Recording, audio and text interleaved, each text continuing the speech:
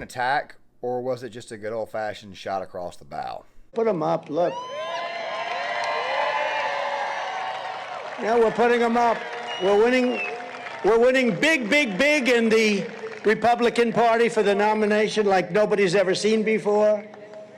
Let's see, there it is, Trump at 71, Ron DeSanctimonious at 10%, Mike Pence at 7. Oh, Mike's doing better than I thought. This right here is going to be a video that may anger some, and of course it may, well, really, to tell you the truth, it may anger a lot, but then again, it's got to be done. We got to talk about this. Now, guys, before we get to the actual full comments, so that way you guys can see what he was doing this past week, and of course that would be in Donald Trump at a rally in Pennsylvania for Doug Mastriano. And of course, we've got a lot of tweets to go through here, which, by the way, you know me, I'm never going to read them verbatim. I'm just going to put them up here and kind of paraphrase them for you. Trump decided to call DeSantis DeSanctimonious. Now, guys, in my video asking the question about is Ron DeSantis just a Trojan horse for the GOP establishment, I asserted in that video that my problem was not with DeSantis itself. Don't worry, I'll be leaving that video in the comment section of this video here, as well as I'll be leaving the ad, which I think actually triggered this entire thing. I will be leaving that right there in the description box because obviously for copyright reasons, I got to play it, or actually you guys can see it, but I got to give commentary over it so that way I don't get a copyright claim or a copyright strike, which may have been the reason why that video got copyright claim. Guys, the thing is this right here. I asked the question if the GOP establishment was trying to usurp Donald Trump, which, by the way, we already know that it is.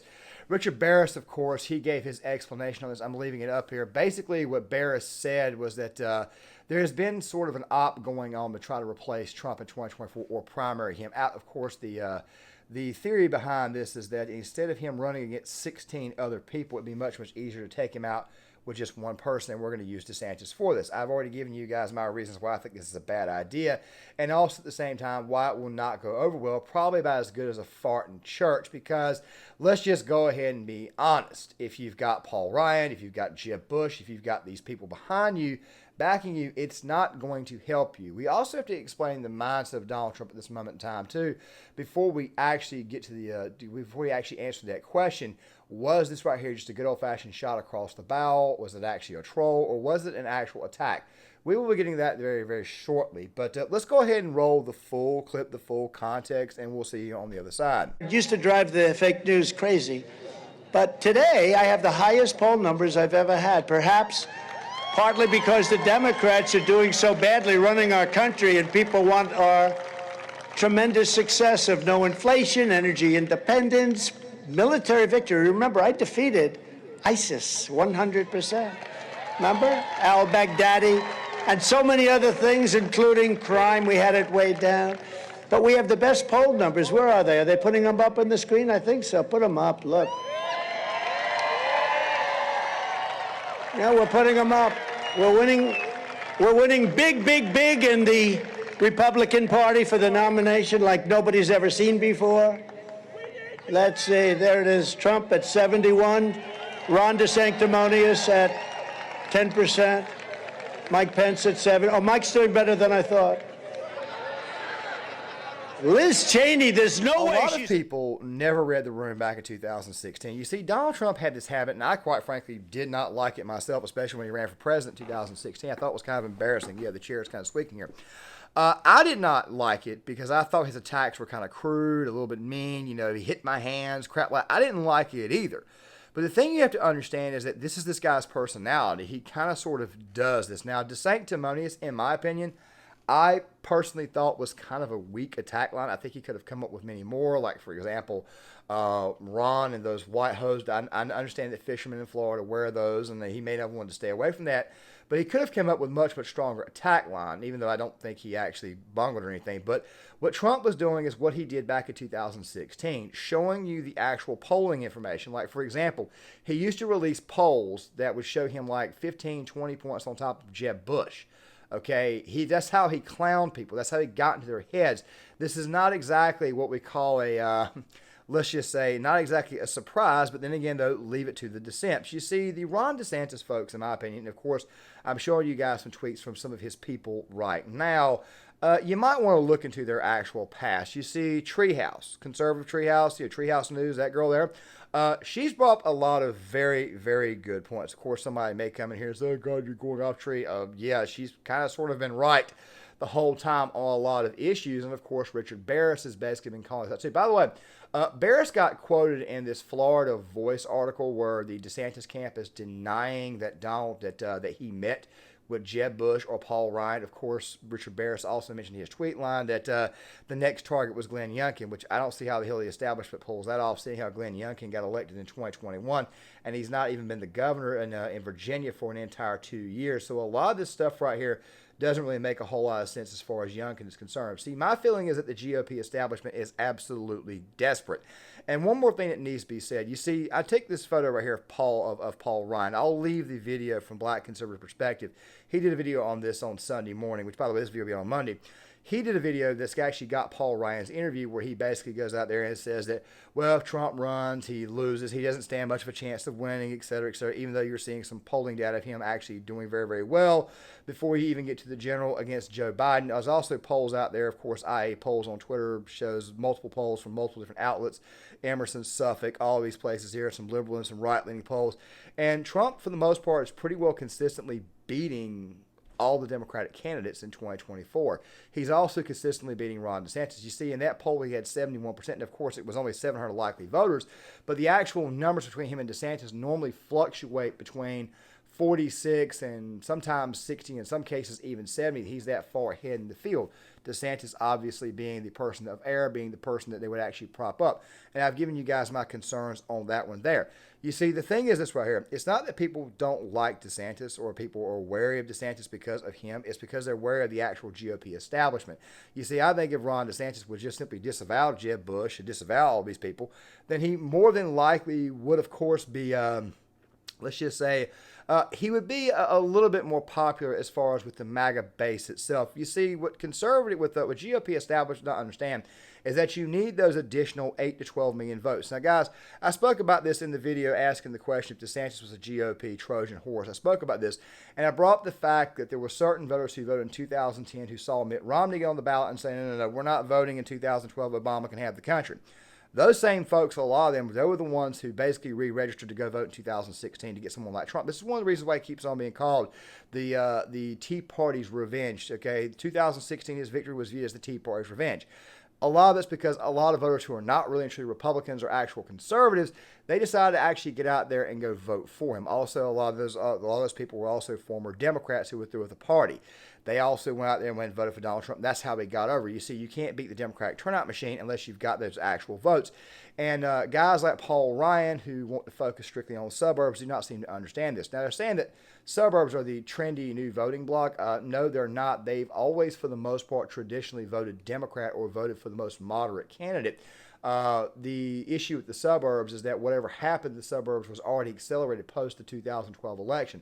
Suburbs were already getting more and more and more, blue, whereas rural areas were getting redder and redder and redder. Of course, that they're being small towns. And even in some cases, some cities are starting to show some signs of getting red as well. Fact of the matter is that if you go up the GOP establishment, you go up the Jeb Bush types, go up the Paul Ryan types, they're basically going to throw the election the same way they did in 2012. Also, something else too. Why would you want somebody who's backed by the same people who blew up the original agenda and put us in the situation that we're in to begin with? Look, if you'd at least actually gone with him on the border wall, a lot of this immigration stuff could have been curbed, and of course the situation would be a little bit better. But of course the GOP establishment, they went out of their way to keep Obamacare in place and all that type of stuff, mostly because they needed issues to run on because they don't really want to actually fix anything. Now guys, the thing about this particular incident, the thing that tells me this was just a good old-fashioned shot of the bow is because of this right here. Marco Rubio to the United States Senate. And you're going to re-elect Ron DeSantis as your governor of your state. And you're going to elect an incredible slate of true MAGA warriors to Congress, many of whom are here right now. You see, the man the man basically just re-endorsed him down there, okay? You got people out there saying stuff like, well, Ron DeSantis may lose. You've got little Ben Shapiro tweeting up. You've got Matt Walsh. All the famous never-Trumpers are out there posting polls, stuff like, who would you vote for today? It's 80,000 votes. DeSantis is winning with 70% of the vote. The problem that these people don't seem to understand, however, is that most conservatives don't have Twitter accounts. Most conservatives don't bother with Twitter. Most conservatives just ain't got no time for it. This is one of the main reasons why when you look at actual real polling data, Donald Trump is doing so fine, because these are people who are not on Twitter. These are actual people who live in the real world and don't sit there and screw around on their phone all day. I know I'm kind of guilty of it myself. Fact of the matter is that people like that, like Ben and Matt Walsh, and don't worry, there will be a video out tomorrow on this little beef he's got with Candace Owens. Greg Foreman covered this one earlier today, but there's some things, of course, that Greg did in fact miss.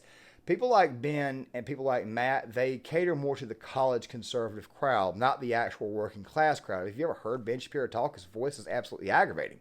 Matt Walsh sounds a little bit like he's a cheap one-note version of Alex Jones with that gruffy voice. And Michael Knowles, let's be honest, the guy's an absolute beta.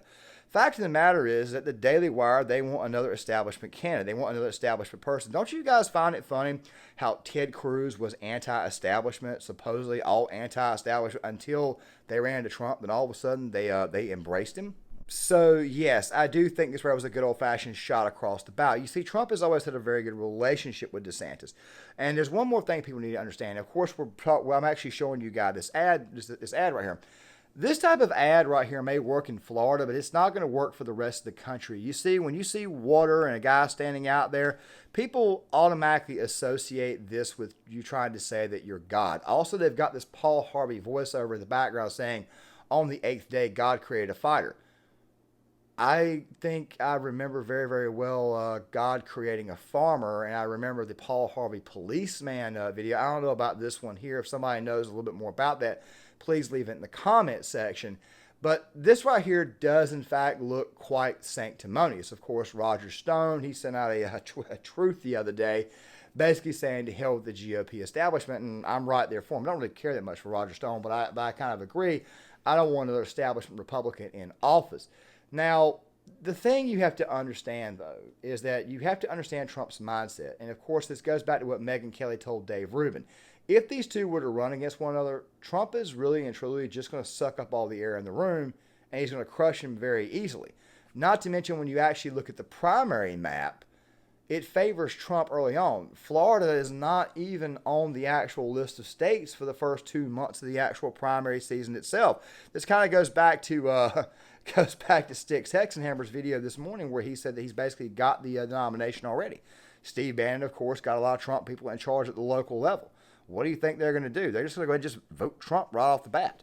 So this is kind of like a fruitless endeavor, but it also shows you that the establishment GOP is really quite desperate. Quick additional points. I'm showing you some of the donors who have donated to Ron's campaign. Of course, he's got a $200 million war chest. I've spoken about Ken Griffin before, but there's actually a lot of, let's just say, very, very sorely characters that are actually donating him this moment in time.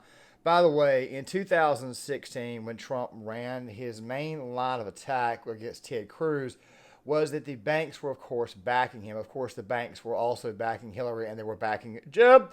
But the thing you have to understand is this right here. The banking issue is a big deal. You see, in 2012, it was Goldman Sachs donated $1 million to Barack Obama, then turned back around a week later and donated $1 million to Mitt Romney. It's basically like an insurance thing. Makes you wonder who the hell really runs things. Also, one more thing, too.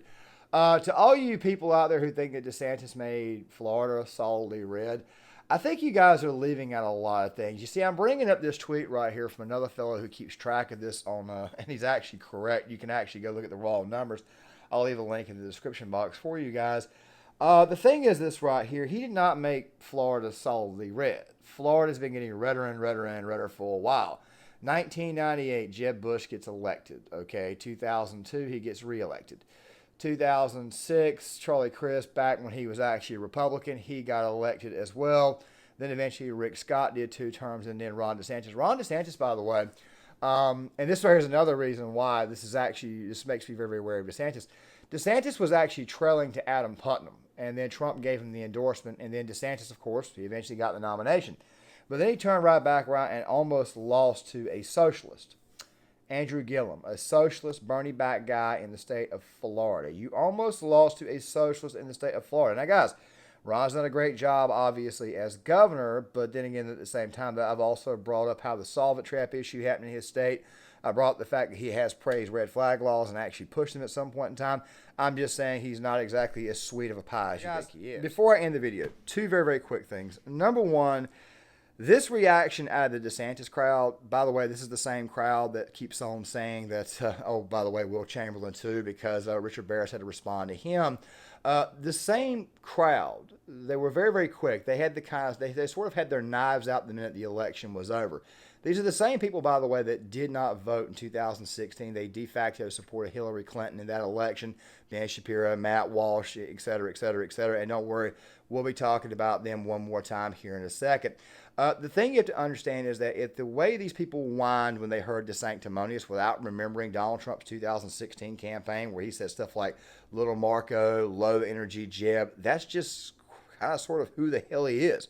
Lying Ted. I mean, that's just how he does things. And while it may be crude and it may be a little bit immature, it's a part of his personality. The guy's great at what the hell he does as far as knowing the economy and national security and getting things done. Okay, that's just who he is. A lot of these people never understood this. Don't worry, I'll leave a video from Razor Fist in the description box as well. That way it can help better explain it to you a little bit more than I can, because I think he's a little bit better with the actual wording.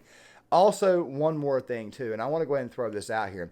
The video that I said I was going to make tomorrow, which, by the way, this goes back to the Daily Wire crew. The Daily Wire's anti-censorship stuff, they are going to be tested, and I mean tested badly, because Candace Owens has triggered Ben Shapiro. Yes, there's just certain things you can't say, certain things you can't say or do, especially at the Daily Wire. Of course, she's standing with Kanye West and somewhat standing with Kyrie Irving over this recent incident. We will speak about that tomorrow.